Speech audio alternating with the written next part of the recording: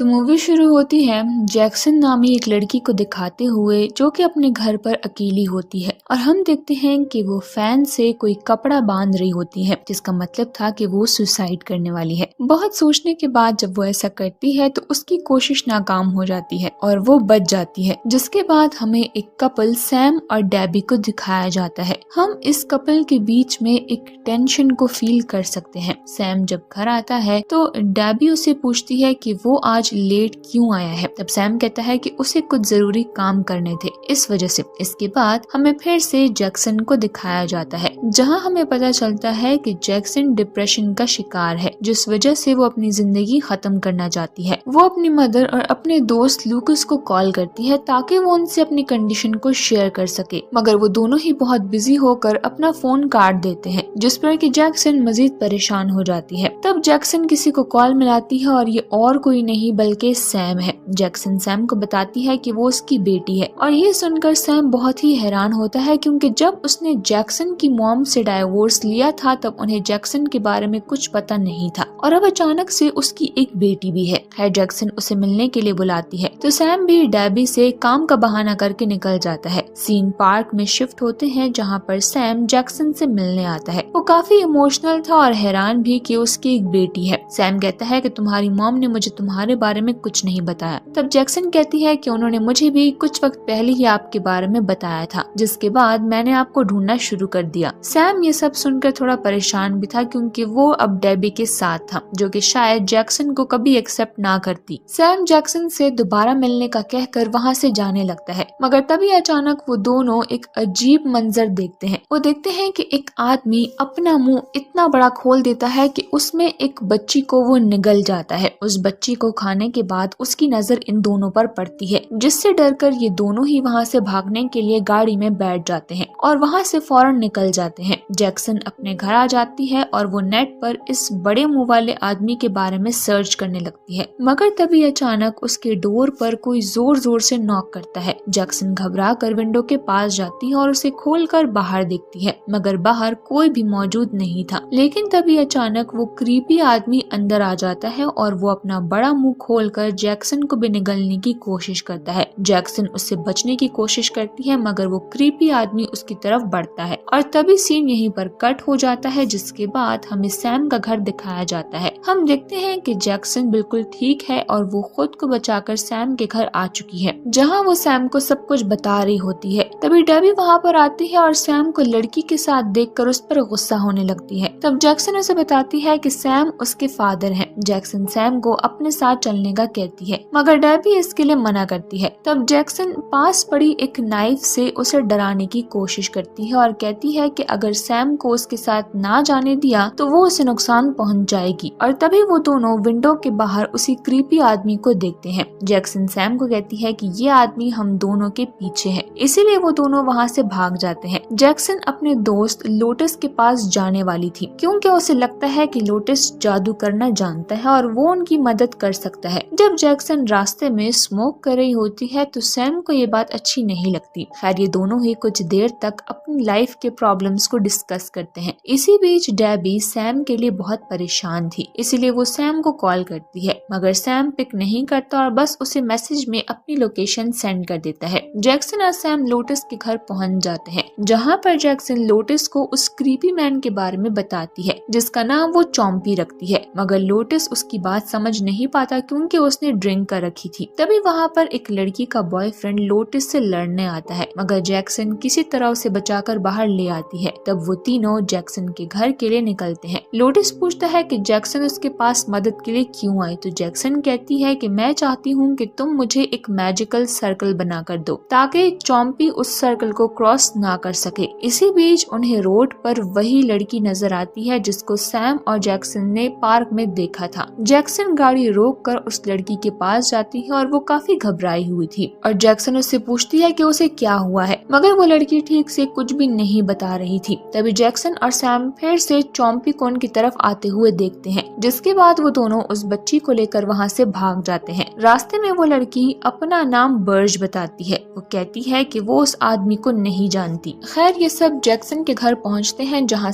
जब जैक्सन से बात करने जाता है तो देखता है कि वो ड्रग्स ले रही है, जो कि उसे बिल्कुल अच्छा अच्छा नहीं लगता और वो उसे फेंकने की कोशिश करता है, मगर जैक्सन कहती है कि आपको नहीं पता मेरी लाइफ कितनी डिप्रेस्ड है और इसीलिए मैं ये सब कुछ करती हूँ। ये सुनकर सैम दुखी हो जाता है। इसके बाद हम देखते हैं लोटस बर्च को अंदर आने का कह रहा होता है, मगर वो डर रही थी। तभी सैम वहाँ पर आकर उसे समझाता है और अपने साथ अंदर ले जाता है। सैम लोटस को अंदर लाती है और उससे मैजिकल सर्कल ड्रॉ करने को कहती है, मगर लोटस नशे की वजह से बेहोश हो जाता है और जैक्सन उसे रूम में ले जाती है। जब वो रूम से बाहर आती है तो ये देखकर हैरान हो जाती है कि सैम जमीन पर बेहोश पड़ा है और बर्च उसके ऊपर बैठी है। शायद वो उसे काटने की कोशिश कर रही थी। जैक्सन के वहाँ पर आने पर बर्च भाग जाती है और जैक्सन सैम को उठाने की कोशिश करती है। उनके होश में आने पर वो बताते हैं कि बर्च ने उस पर अचानक ही हमला कर दिया। जैक्सन एक बुक लेकर उसमें कुछ पढ़ने लगती है। तब सैम को कुछ अजीब सा फील होता है और जब वो अपने शूज को उतार कर देखता है तो वो हैरान रह जाता है, क्योंकि उसका पाँव अब किसी बच्चे के पाँव जैसा हो गया था। ये देखकर वो बहुत ही डर जाता है। सैम उसे दोबारा से शू पहना देती है और अब उन्हें समझ नहीं आती कि वो क्या करे। तब सैम बताता है कि उसने डेबी को यहाँ पर आने का मैसेज कर दिया है और वो जल्द ही यहाँ पर पुलिस के साथ आती होगी। जैक्सन ये सुनकर नाराज हो जाती है और वहाँ से जाने लगती है, मगर तभी उन्हें एक चीज की आवाज आती है। जब वो दोनों बाहर जाकर देखते हैं तो वहाँ पर उन्हें चॉम्पी मिलता है। सैम चॉम्पी से बात करने की कोशिश करता है और कहता है कि उस छोटी बच्ची ने मुझे मारने की कोशिश की और मेरे पैर को भी अजीब सा कर दिया। जैक्सन चॉम्पी से पूछती है कि वो उनसे क्या चाहता है, तो चॉम्पी जमीन पर बैठकर अपना मुंह खोलते हुए इशारा करता है कि मेरे मुंह में आ जाओ। अब यहाँ पर जैक्सन डरते हुए चॉम्पी के मुंह में चली जाती है और चॉम्पी सैम को भी अंदर जाने का इशारा करता है, जिसके बाद वो भी अंदर जाता है।